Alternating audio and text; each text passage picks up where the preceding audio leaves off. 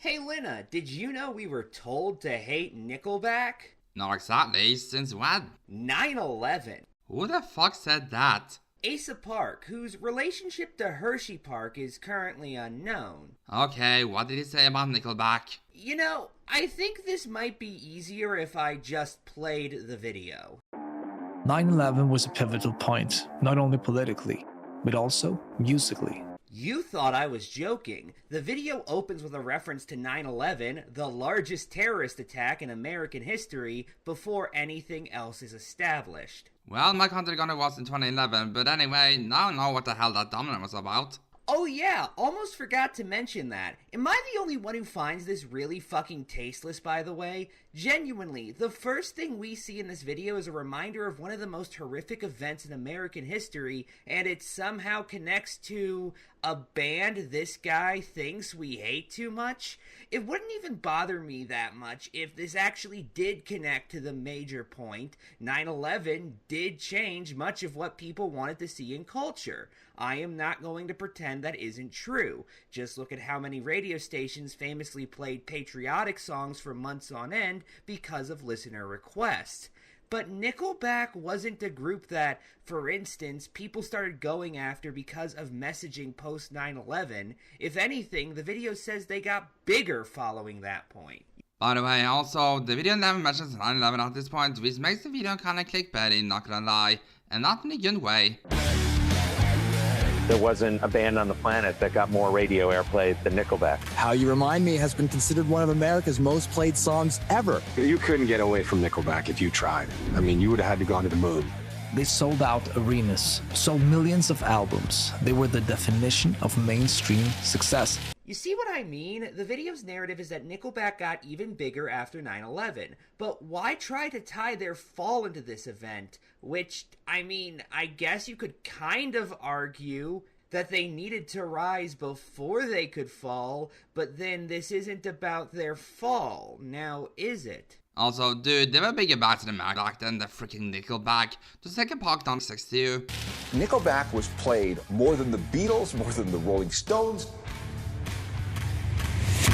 First off, can I get a source, please? Secondly, that doesn't actually tell you as much about success as one would think. CDs had already been popular for at least a decade by that point, so people's way of consuming music had shifted from just whatever they heard on the radio to their personal choices. For reference, this was around the same time a radio station was fined for playing an edited version of an Eminem song, a controversy Eminem made note of in Without Me through the lyrics, "So the FCC won't let me be, or let me be me, so let me see."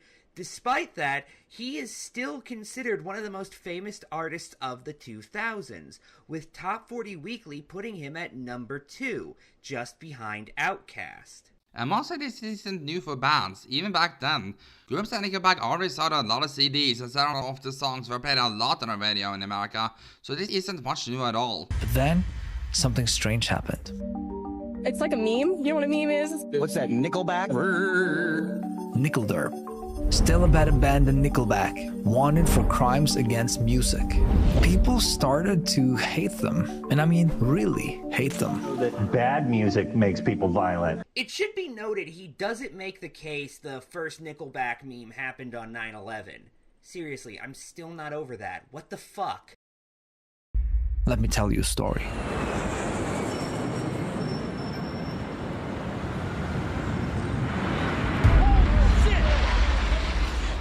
Tasteful. Showing 9/11 footage in your fucking Nickelback video. Seriously, I don't normally go down this route, but I have to ask, the fuck is wrong with you? What possessed you to think such a thing was a good idea in the first place, and how did your brain never once kick in to realize the problem with doing such? Does it help either that the show footage from the attack a few more times in the video?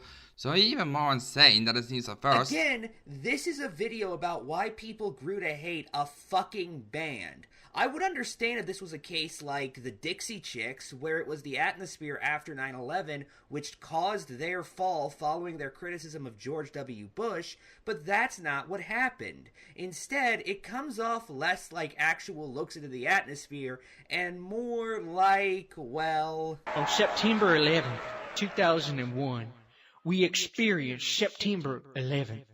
With my leadership, I hope to avoid any more September 11ths happening, especially on future September 11ths. In the middle of all that chaos, this song appeared.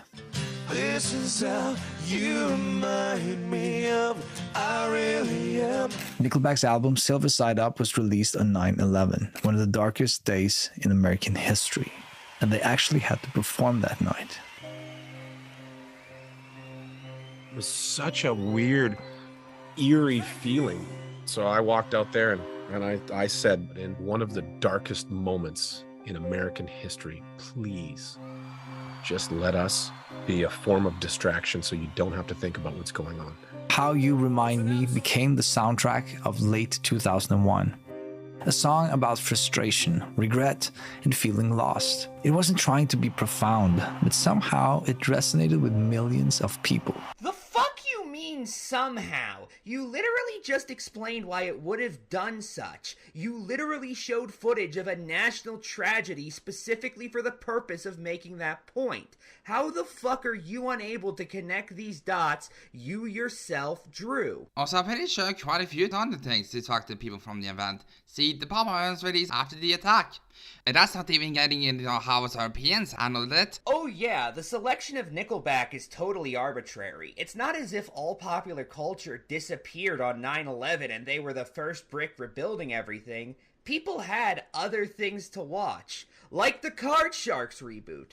Anyone remember that? You know, the one with the weird CGI shark? You know the one. And now because of all of you, we get to stand up here and we get to do this. Thank you so much. It hit #1 on 4 different Billboard charts at the same time. And those charts would be... By the end of the decade, How You Remind Me was officially the most played song on American radio. Not just rock, all radio. In the 2000s specifically. Also, yeah, that's not surprising given it came out very early in the decade. Even a monster hit in 2009 is not going to be able to compete with basically anything from 2001 that people wanted to listen to because the song from 2001 had an 8-year head start. What the hell do you mean, all radio? Does that include the Dash Charts too? I guess it includes AM, FM, Sirius XM, satellite, and maybe Radio Disney. Anyway, the rest of Chapter 1 is just repeating the same point about them being popular, although it's with the inclusion that people find their music relatable, and it has nothing to do with 9/11. By the way, that rest of the segment includes Rockstar, which is just what it's about wanting to be a rock star. It's an apparently ironic song about wanting to be an over-the-top rock star. It's like thinking Role Model is actually Eminem talking about how people should be just like him. Nickel bad, nickel hack, nickel bomb, nickel creep. It's like a meme. You know what a meme is? It's kind of just like a long-running meme. If you're new to Nickelback memes, strap in. I tell you to play music and you play Nickelback. Friends don't let friends listen to Nickelback. This is how you recline me. That one isn't even mean. It's May 2003 and the comedy talk show Tough Crowd airs on Comedy Central. Comedian Brian Posehn is one of the guests, and out of nowhere, he says this. No one talks about the studies that show that bad music makes people violent. Like Nickelback makes me want to kill Nickelback. It's just a throwaway joke, nothing clever or insightful, but the network loved it. Makes me want to kill Nickelback, kill Nickelback, kill Nickelback, kill. They played that clip in promos for months and months, over and over. And then something interesting started to happen. That joke became reality. Ladies and gentlemen, we are Nickelback! Nickelback? Who are these dillweeds? Music forums tore them apart. Every social media turned them into a punchline. Reddit threads dedicated entire discussions to thrashing them. The absurd "look at this graph" meme went viral. Someone even created a Chrome extension called Nickelblock that automatically removed any mention of the band from every website you visited. Just think about that. Someone actually spent hours coding a tool which only purpose was helping people pretend that Nickelback didn't exist. A petition in Canada demanding that they be banned from performing. They got over 50,000 signatures, more signatures than most political issues. And during the NFL playoffs, a Detroit radio station promised that if the Lions won, they'd never play Nickelback again. Then a competing station one-upped them. They promised to play Nickelback non-stop for an entire day if the Lions lost. So, allow me to make sure I understand this correctly. Nickelback was a beloved band until one guy made a joke about them on Comedy Central, and that was just the beginning of the end? Also, why Annoying Orange? Was that show waning in popularity by the time they did that parody? And wasn't Nickelback on its way up in popularity again at that point? Even if we ignore that fact, this notion is so nonsensical. Here's a fun fact for you guys. Tough Crowd aired right after The Daily Show during its time on the air. A show which didn't get its first taste of actually being able to impact the culture until Stewart's Crossfire appearance in 2004. After this Nickelback joke. The Daily Show also got famous for its mocking of George W. Bush, who won re-election despite both that and Stewart even asking the audience to vote for John Kerry just before the election. Politicians are actually way easier to take down than icons of culture, because all it takes is one election for them to be gotten rid of, while icons of culture can screw up numerous times and still be held up as icons if they are relevant enough. So the notion that The Daily Show couldn't take down a politician, but Tough Crowd could take down an icon of culture through an offhanded joke, even one you say was shown in promos, evidence, by the way, is just nonsensical. The Daily Show also took several shots at Arby's. When are they filing for bankruptcy? The above to be held as icons also applies to much worse people. See R. Kelly. But all of this still doesn't answer the question. Why did Nickelback become a target? I thought you just answered that, because Colin Quinn's old Comedy Central show had a joke about them where the guy who played one of the gay neighbors on the Sarah Silverman program said they were bad. Maybe you should take a note from Colin Quinn and stick to your damn story. Please welcome the White Stripes. In the early 2000s, you had bands like the White Stripes, mysterious, artistic, wearing vintage suits, or the Strokes, skinny jeans with leather jackets, like perfectly messy. They looked like they just stumbled out of a New York dive bar at 4 a.m. Real rock stars were supposed to be cool, and I mean effortlessly cool. Because when I think people who are mysterious and don't just make songs about hanging out with friends and getting drunk, I think fucking Kid Rock. Also, besides magazines like Rolling Stone having fallen more in popularity at that point, once grunge, the genre Nickelback generally belonged to, was still pretty popular in the 2000s, along with punk and other rock genres. In fact, bands like the Stripes didn't have that much success outside the album charts in general, while Nickelback had a pretty consistent level of success on both the singles and album charts, including in America. So take your whining and put it away. We don't need it. Can I also get some numbers on how popular magazines like Rolling Stone even were among what you'd consider the trendsetters in popular music in the 2000s? Because historically that has been young people, usually teenagers to college kids. And given the time, it seems far more likely they would have been expressing their opinions on the internet, most notably through MySpace, which actually got famous largely for its music scene. Hell, in the comedy world, somebody hated by mainstream critics got popular through appealing to that exact audience.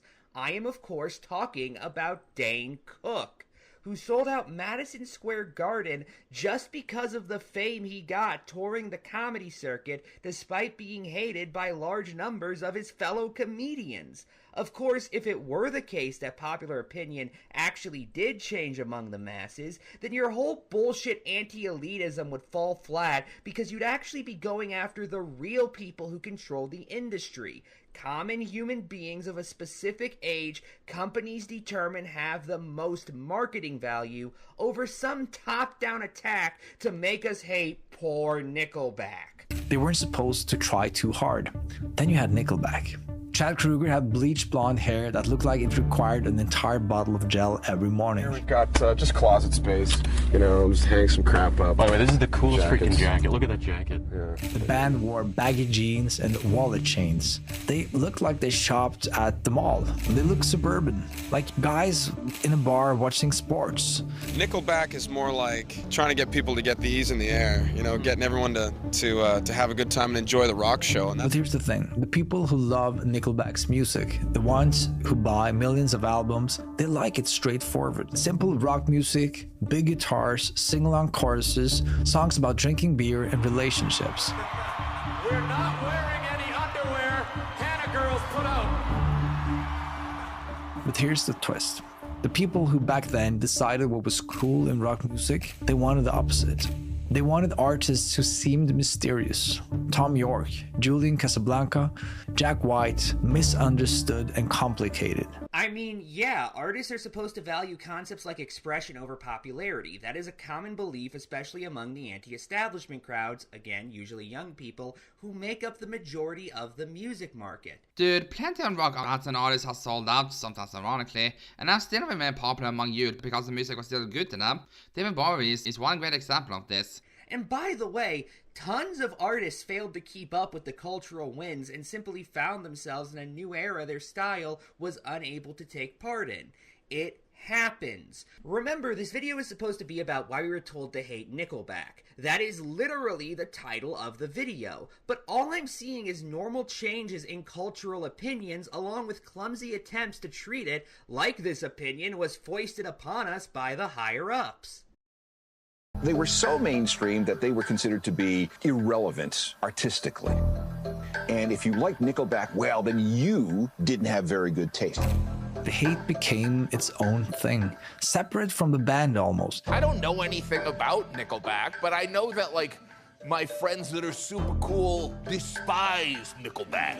Yeah. Like they kidnapped the Limburg baby. Yeah. You know, it's like they're just they're playing music. If you don't like it, turn it off. It became this weird social, cultural ritual, a way to signal you belonged in the right group. You didn't need to justify anything. Everyone seemed to agree that Nickelback was terrible, and questioning that meant questioning the entire social order. It meant risking your own credibility. You know, I'm starting to think this video might be a tad melodramatic. Like, given how big Nickelback hate was at that point, with not even many critics liking it, it couldn't have been the case that many people were under good for liking Nickelback. There was no persecution for liking the band. At most, to be treated like you had terrible musical taste or something like that, much like you said. The whining goes on, people. Who were these militant Nickelback haters that turned disliking them into a cultural ritual required to have good taste in music? Not even the 2000s where you hated for liking something like, well, a lot of post-grunge bands. Nickelback weren't broken side. So people confidently declared them the worst band in history. But the more I read about Nickelback, the bigger fan of the band I actually became. And that's fine. You're allowed to hold an unpopular opinion, even one this disagreed with. However, you, funnily enough, are trying to turn it into this weird symbol of anti-conformity throughout this video, basically making it a signal that you broke through the mold and took the red pill, to use different terminology. Also, reading about them isn't the same thing as listening to them, dude. It has nothing to do with the quality of the music, let alone how people you're actually talking about viewed it. This one time, they had been booked to a festival in Portugal. They got booed out of the building. You guys want to hear some rock and roll or you want to go home?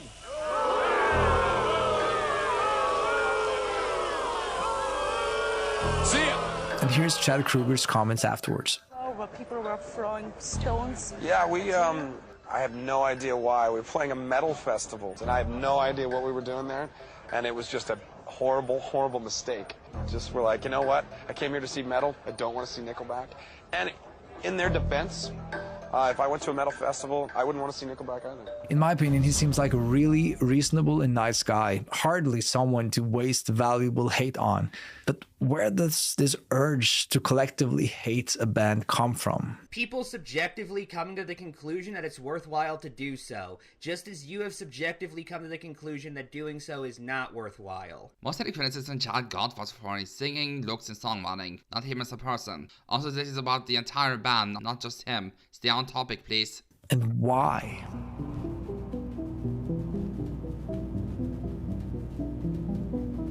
Here's how the music industry worked in the early 2000s. You had artists who wrote and recorded songs, record labels who published them, and music critics who told everyone which ones were good and which ones were bad. The critics were gatekeepers. The job was filtering out bad music, so you didn't have to do it yourself. And critics really didn't like Nickelback music, but the people still loved them. So in a sense, Nickelback's rising popularity threatened the entire system. Because if millions of people genuinely enjoyed their music, what did that say about the gatekeeper's authority?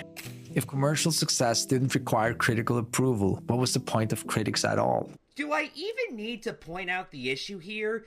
Dude, critics have long held opinions different to those in the masses. TV Tropes even uses the term critic proof to describe such an event, and Nickelback is not the only example of it happening in music. This also occurred with Liberace, who famously said the critics had him crying all the way to the bank, Led Zeppelin, Black Sabbath, Stevie Nicks, Elton John, the fucking Eagles. The dude is in agreement on this. Fuck, this even happened with entire genres like hair metal and later dubstep. Okay, one, critics have actually had similar opinions to the public a whole bunch of times. See a lot of the journalist reviews as one example. Two, a lot of critics at the time weren't actually gatekeepers outside of the Rockets ones. Even they weren't that big anymore by the mid-2000s. What features did you do? Spend hours and hours on crackhead forums? And three, the Nickelback hatred continued into the early 2010s or so, when stuff like Lullaby came out to more positive reception. A Finnish study analyzed Nickelback's career and found something interesting. The more successful they became commercially, the worse their critical reviews got. When their sales numbers went up, the review scores went down almost perfectly. Or critics and audiences just have different tastes sometimes, and because of that, something that appeals to one will turn away the other. That's also very possible. Also, based on what you show us, if the result is not perfect like 1-to-1, then it can't really prove that Nickelback is the worst band ever. I mean, there are objectively worse bands out there, incidentally including Limp Bizkit in general. The bigger you get, the harder they want you to fall. The music itself hadn't changed. Their style remained consistent, but the cultural position had shifted. Hating Nickelback became a signal, a way for cultural snobs to announce, I'm not like those other people. Nickelback? You got me Nickelback? All right, fine, they'll do. Boys, get them in there. Saying you couldn't stand them meant that you had sophisticated taste. So it seems like we're in the repeating the same thing over and over again and hoping it starts making sense eventually phase of the video. In the 1990s and early 2000s, if you wanted to watch television, you had NBC, CBS, ABC, Fox, and maybe a few cable channels. That's it. That meant everyone was watching and listening to the same stuff at the same time.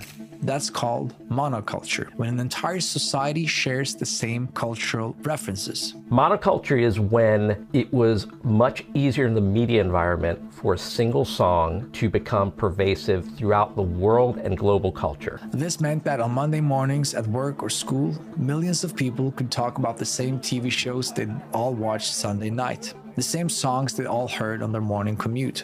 You could say that pop culture was a shared language. Britney Spears made the biggest impact with her Sugar Pop. The radio DJs decided what songs got played. Blockbuster decided which videos got stocked in their shelves. MTV decided which music videos got into rotation. Essentially, this was gatekeeping, and it sounds restrictive. But behind that gate was our culture, our shared reference points, our common ground. And the early 2000s were the last time the system really worked. Music critics at the Rolling Stone and Pitchfork still had real influence. You haven't shown that. In fact, this very notion of monoculture shoots it in the foot because even if something is disliked by critics, it could still easily be pushed onto the masses through this shared communication point. Even if a critic didn't like a song, it could still be played on MTV numerous times, and because of that, those who watched MTV would listen to it and might even find themselves enjoying it. Hey, here's something you should try. Look up the original critical reaction to The Shining. The film was nominated for a Razzie. It still entered popular culture, even being spoofed on one of the shows you use as B-roll, The Simpsons in their 5th Treehouse of Horror. Besides that, even in America, in the latter half of the 2000s, when Nickelback hate was still big, YouTube and other places allowed more people to say they liked the band, among many other bands, unironically, even if they get a lot of pushback at the time. You weren't being pushed into this level of conformity at that point, and that's one of the things that led to the thing you're just about to talk about in this chapter. I'm sorry, but I'm still not over this notion of critics as cultural gatekeepers. Hey, you want to know something hated by critics, even compared to the end of civilization when it was first released? The Price is Right. Cable television could broadcast one joke about Nickelback and have millions of people see it at the same time. Even though they'd be less likely to watch it than they would have back when there were only a handful of channels before cable became big. Just saying, Comedy Central wasn't even available in a lot of households until South Park became popular, although before that point, obviously they had some success in the form of Mystery Science Theater 3000. But then on June 29th, 2007, this happened. A widescreen iPod with touch controls, a revolutionary mobile phone, and a breakthrough internet communications device. Everything changed. Suddenly, the limitations disappeared. You had unlimited access to unlimited content in your pocket, available 24/7. Millions of videos, thousands of streaming shows, infinite options. And here's the crucial part. Algorithms started curating everything, specifically for you, based on what you'd already watched and liked. In the past, we had more of this media monoculture where ideas were dictated from the top down, from tastemakers down or executives down. And now that system has totally broken down and it's more of a bottom-up cultural system. Your friend in New York might become obsessed with K-pop. You went deep into indie folk. Your classmate or coworker discovered conspiracy theory podcasts. Your sister started to binge true crime documentaries, and none of you had any idea what the others were consuming. This is unlike before, where you could just do the same thing through buying CDs in the case of music and VHS tapes or later DVDs for television. Fuck, AM radio was basically where the entire conspiracy theory genre, as we think of it today, first gained popularity in the form of people like William Cooper, Art Bell, and of course Alex Jones. Before that point, the main way people engaged with that content was through reading books or newspapers, which were also easy to make and therefore popular, especially in local communities. Dude, a lot of people try to avoid algorithms. People have several ways to see what their friends and such are watching or listening to. A lot of people still choose media on their own. This point is as out of touch as the explanation from a guy you interviewed, even from the perspective of the late 2000s. Because you no longer occupied the same cultural spaces. You know there was more than one radio station, right? Including band stations in the 50s that banned rock and roll. And that genre played on a lot of stations back then, just to clarify. People around the world were posting so much and creating so much content that we needed some kind of filter for it. When there's too many posts and you're following too many people, it kind of wrecks the system because you can't keep chronological track of something. Around 2015 is when Facebook really leaned into recommendations and everything else just followed Facebook. So once the Facebook feed became more automated, that kind of gave permission for other companies to do the same thing.